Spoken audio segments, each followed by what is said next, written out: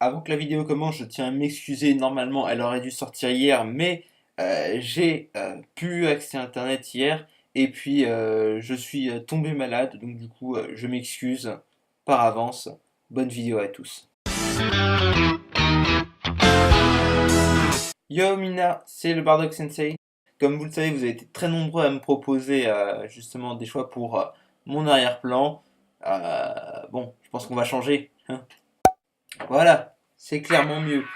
Du coup, aujourd'hui on va parler de Nambaka, un animé assez peu connu en France. Alors c'est très simple, pour savoir si un animé ou quelque chose est connu, on tape sur Wikipédia et si on trouve en français, c'est que c'est bien connu en France. Alors Nambaka, on le trouve principalement en anglais car les Américains l'ont beaucoup apprécié. Mais bref, c'est pas le sujet. Alors, Nambaka, c'est tiré de deux mots. Namba qui vient de nombre number et Baka qui signifie tout simplement idiot. Donc les nombres idiots. Voilà, le titre est lancé. Ça prouve bien que c'est du genre comédie. L'auteur c'est Sho Futamata, je vais avoir du mal. Et le genre de l'œuvre est principalement la comédie et l'action. Donc le synopsis, c'est 4 prisonniers, Jugo, Uno, Rock et Nico, sont enfermés dans une prison la plus sécurisée du monde, qui se trouve bien évidemment autour du Japon, et leur passe-temps favori consiste à s'évader, mais au moment fatidique, ils se retrouvent toujours face à Hajime, le chef du bloc de cellules où ils sont enfermés.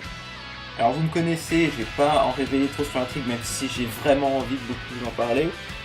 Je vais faire, comme d'habitude, 3 points positifs, 3 points négatifs. Il y a beaucoup de personnages originaux, très nombreux, très variés, et on peut les reconnaître assez facilement grâce à leur personnalité, leur chara-design ou leurs aspects, tout simplement. Un univers très coloré. Je sais que j'avais déjà dit dans Tessula, mais là ça l'est encore plus. Et c'est très beau.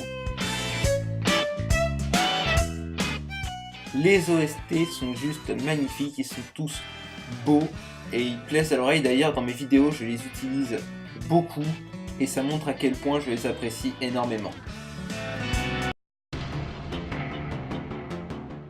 L'opening est vraiment pas ouf. Alors je sais, j'ai déjà dit encore dans Tessura, mais là c'est pire que dans Tessura parce que autant dans Tessura, ça collait au thème, alors que là, pas du tout.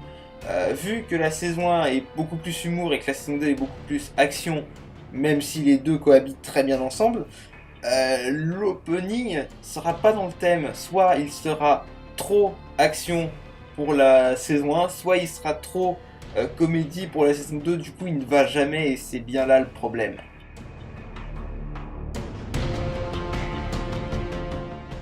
Alors, les petites paillettes, les petites étoiles autour des personnages, autour des bâtiments, peuvent gêner, peuvent déranger. C'est pas un point hyper négatif, mais il fallait que je trouve des choses à dire.